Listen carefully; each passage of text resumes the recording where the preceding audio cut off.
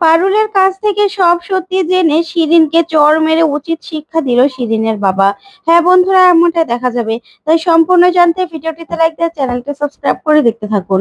গল্পের শুরুতে দেখা যাবে গোপাল ভিডিও ম্যাডামের কথাগুলো ভাবতে ভাবতে যায়।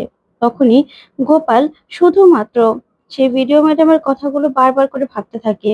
তখনই গোপাল দেখতে পায় যে রুক্মিণী ওর বাইকের পিছনে বসে আছে। তখন তো গোপাল অবাক হয়ে তাকায়। তখন রুক্মিণীকে হাসতে দেখে গোপাল অবাক হয়। ওইদিকে দেখা যাবে ভিডিও ম্যাডাম গোপালের কথা ভাবতে থাকে, গোপালকে ভালোবাসার কথা ভাবতে থাকে। এই কথাগুলো ভেবে খুশি হয় ভিডিও ম্যাডাম। এদিকে গোপাল দেখতে পায় রুক্মিণী বাইক থেকে নেমে দৌড়ে ছুটে চলে যায়।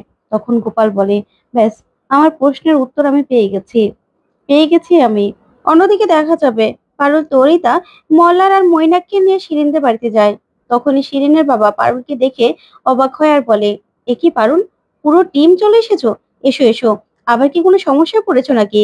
তখনই পারুল বলে, না না আঙ্কেল, আসলে ওরকম কিছু না। শিরিন কি বাড়িতে আছে? তখনই শিরিনের বাবা বলে, হ্যাঁ বাড়িতেই তো আছে। তখন পারুল বলে, আঙ্কেল, শিরিনকে একটু ডেকে দিন না। তখনই শিরিনের বাবা বলে, ঠিক আছে দিচ্ছি। ওইদিকে শিরিন শ্রীতমা ওরা রেডি হচ্ছে শাড়ি পরে। তখন শ্রীতমা বলে, শিরিন, কতদিন পরে আমরা বিয়ের অনুষ্ঠানে যাচ্ছি তাই না? আচ্ছা, কালকে যে আমরা হারটা আনলাম সেটা আজকে পরি। তখনই শ্রীতমার গলায় সে হারটা পরিয়ে দেয়।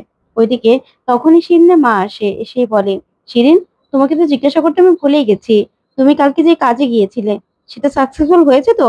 তখন শিরিন বলে, হ্যাঁ মম, একদম ফুললি সাকসেসফুল হয়েছে। ও তো কিছু বুঝতেই পারেনি। আমার তো কষ্ট হচ্ছে পারুলের কথা ভেবে, কোথায় কোথায় না ঘুরে বেড়াচ্ছে। ও তো আমাকে ধরতেও পারবে না, আর এটার সমাধানও করতে পারবে না। একদম ঠিক হয়েছে, উচিত শিক্ষা হয়েছে। ঠিক তখনই দেখা যাবে শিরিনের বাবা আসে, এসে বলে, শিরিন, তুমি একটু এসো তো। তখনই শিরিন বলে, কেন বাবা, কি হয়েছে? তখনই শিরিনের বাবা বলে, তোমার সঙ্গে পারুল দেখা করতে এসেছে। তখন তো শিরিন প্রচন্ড ভয় পেয়ে যায়। তারপরেই শিরিন বলে, কেন? তখন শিরিনের বাবা বলে, আমি তো জানি না, তোমাকে ডাকছে, চলো। তখন শিরিন বলে, ঠিক আছে আসছি। তারপরে শিরিন, শ্রীতমা ওরা সবাই মিলে একসঙ্গে বাইরে আসে। তারপরেই আসার পরেই পারুল শিরিনকে বলে, কিরে শিরিন, তোর বাবা মায়ের তো কোনো কিছুর অভাব নেই, তুই এখন আবার চুরি করা শুরু করে দিয়েছিস। তখন তো এই কথা শুনে শিরিন ভয় পেয়ে যায়। আর ওইদিকে দেখা যাবে শিরিনের বাবা আর শিরিনের মা চমকে গিয়ে পারুলের দিকে তাকিয়ে থাকে। তখন পারুল বলে, আঙ্কেল, আপনি আমাকে ক্ষমা করবেন, আপনাদের সামনেই আপনার মেয়েকে আমি এই কথাটা বলতে বাধ্য হয়েছি। ও না আমাকে ফাঁসানোর জন্য, ও চুরি করতেও পারে। তখন শিরিন বলে, পারুল, তুই আমার বাড়িতে দাঁড়িয়ে তুই আমাকে চোর বলছিস? তোকে এত বড় সাহস কে দিয়েছে? তখন পারুল বলে, হ্যাঁ, তুই তো শুধুমাত্র চোর নয়, তুই তো সিসকে চোর। তুই আমাকে ফাঁসানোর জন্য সবকিছু করতে পারিস, তোর বাবা মায়ের টাকা আছে, তারপরেও তোর এই চুরির স্বভাবটা তো আর যাবে না, তাই না? তখনই শিরিনের মা বলে, পারুল, তুমি ভুলে গেছো তুমি আমাদের বাড়িতে দাঁড়িয়ে আছো?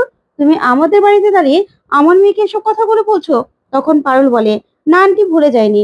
আসলে আপনার মেয়ে যে কাজটা করেছে না, তাতে না আমার বলতে কোনো ভুল নেই। তখনই মৈনাক বলে, কেন, চোরকে কি চোরও বলা যাবে না? চোরদের বাড়িতে দাঁড়িয়ে আছি দেখে কি হয়েছে? তখনই শিরিনের বাবা বলে, পারুল, কি হয়েছে বলো তো, কি হয়েছে, এগুলো বলছো কেন? তখন পারুল বলে, আঙ্কেল আমি বলছি। তখনই পারুল সেই রিসিপ্টটা দেখায়। তখনই সেখানে বলে, আঙ্কেল দেখুন, আপনার নাম লেখা আছে এই মানি রিসিপ্টটায়। এই মানি রিসিপ্টেই সে সব ডিটেলস গুলো রয়েছে। তখনই শিরিনের বাবা বলে, হ্যাঁ, এখানে তো আমারই নাম লেখা আছে। তখন শিরিন বলে, হ্যাঁ, আমার বাবার টাকা দিয়ে আমি গয়না কিনেছি, তাতে তোর কি হয়েছে পারুল, তোর বাবার টাকাতে তো কিনিনি। তখনই শিরিনের বাবা রেগে যায়, বলে, শিরিন, মুখ সামলে কথা বলো, কখন কি বলতে হয় সেটাও জানো না? তখন পারুল বলে, হ্যাঁ, তোর বাবার টাকা দিয়ে তুই কিনতেই পারিস, কিন্তু তুই সেই প্রাইস রেটটাকে পাল্টে তারপরে তুই ঠকিয়ে কম টাকায় কিনতে পারিস না, বুঝতে পেরেছিস? তখন তো শিরিন ভয় পেয়ে যার, মনে মনে বলে, সর্বনাশ, পারুল এটা জানলো কি করে? তখনই পারুল বলে, হ্যাঁ আঙ্কেল, এই যে সিসিটিভি ফুটেজ দেখুন, ওর এই দুই বান্ধবীকে নিয়ে ও বয়স্ক মহিলা সেজে তারপরে প্রাইস রেঞ্জটাকে কমিয়ে 2 লাখ টাকার হার 1,40,000 টাকা দিয়ে কিনে এনেছে আঙ্কেল। তখন তো শিরিনের বাবা পুরো রেগে যায় আর বলে, শিরিন, তুমি এটা কেন করেছো? কেন করেছো তুমি? তুমি আমার মাথাটা আর কত নিচু করবে? কেন করলে তুমি? তখন পারুল বলে, আর কেন আঙ্কেল, আমাকে আমাকে ফাঁসানোর জন্য? তখনই শিরিনের বাবা বলে, কেন পারুল, তুমি কি দোকানে বসো নাকি? তখন পারুল বলে, না আঙ্কেল, আমি দোকানে বসি না, তবে বসুবাড়ির বিপক্ষে গিয়ে আমি বৌদিদিকে দোকানে কাজ করতে পাঠিয়েছিলাম, সেজন্যই আমাকে ভুল প্রমাণ করার জন্য এই কাজগুলো করেছে। তখন তরিতা বলে, ওই তো শ্রীতমা সে হারটা এখনো পড়ে আছে। তখন পারুল বলে, খুলতে ভুলে গেছিস যে, তাই না? তারপরেই শিরিনের বাবা বলে, আচ্ছা পারুল, আমি বাকি টাকাটা এখনই পাঠিয়ে দিচ্ছি। মেয়ের ক্ষতিপূরণ তো বাবাকে দিতে হবে। তখনই শিরিনের বাবা টাকাটা দিয়ে দেয়। তখন পারুল কনফার্ম হয়ে বলে, thank you uncle, thank you. তখন পারুল বলে, দেখ শিরিনকে, তুই আমার অনেক ক্ষতি করেছিস, আমার পেছনে অনেক লেগেছিস, তুই আমার যা করার কর, কিন্তু আমার সরল বৌদিদিকে তুই যদি আবার কিছু করার চেষ্টা করিস না, তাহলে আমার থেকে খারাপ কিন্তু কেউ হবে না। এই বলেই পারুলরা ওখান থেকে চলে যায়। তখন শিরিনের বাবা প্রচন্ড রেগে যায় শিরিনের উপর আর বলে, শিরিন, তুমি কেন করলে এটা? কেন করলে? হুম, আমার না ইচ্ছে করছে তোমাকে ঠাসিয়ে একটা চড় দেই। তখন তো শিরিন এই কথা শুনে অবাক হয়ে যায়। ওদিকে দেখা যাবে শিরিনের মা মনে মনে বলে, না না, যেভাবে সৌমিত্র পারুলের পাশে দাঁড়াচ্ছে বারবার, এভাবে না বাবা মায়ের আবার দেখা হয়ে যায়, আবার পরিচয় হয়ে যায়। না না, সেটা আমি কিছুতে হতে দেবো না। পারুলকে যে করে হোক সরাতেই হবে। অন্যদিকে দেখা যাবে গোপাল রাতে কাজ করছিল, তখনই ভিডিও ম্যাডাম আসে। তখন গোপাল বলে, এ কি ম্যাডাম, আপনি এখানে? তখন ভিডিও ম্যাডাম বলে, এখন আমাকে ম্যাডাম বলবে আর আপনি করে বলবে? তখন গোপাল বলে, আসলে ম্যাডাম, আমি না অনেক ভেবে দেখেছি, কিন্তু আমি রুক্মিণীর জায়গায় আমি কাউকে বসাতে পারবো না। আমি আপনাকে বসাতে পারবো না সেই জায়গায়। তখন ভিডিও ম্যাডাম বলে, কেন? কেন বসাতে পারবে না? একবার মানুষের জীবনে ভালোবাসা আসে বলে কি আর আসতে পারে না? তখন গোপাল বলে, না, সত্যিকারই ভালোবাসলে সেই জায়গায় অন্য কাউকে বসানো যায় না। রুক্মিণী যদি আর কোনোদিনও ফিরে নাও আসে, তাও আমি ওর জায়গায় কাউকে বসাতে পারবো না। আমি অনেক চিন্তা করে দেখেছি, অনেক চেষ্টা করেছি, অনেক ভেবে দেখেছি, কিন্তু আমার পক্ষে সেটা সম্ভব নয় ম্যাডাম। আপনি আমাকে ক্ষমা করে দেবেন। তখন এই কথা শুনে ভিডিও ম্যাডাম কষ্ট পায়।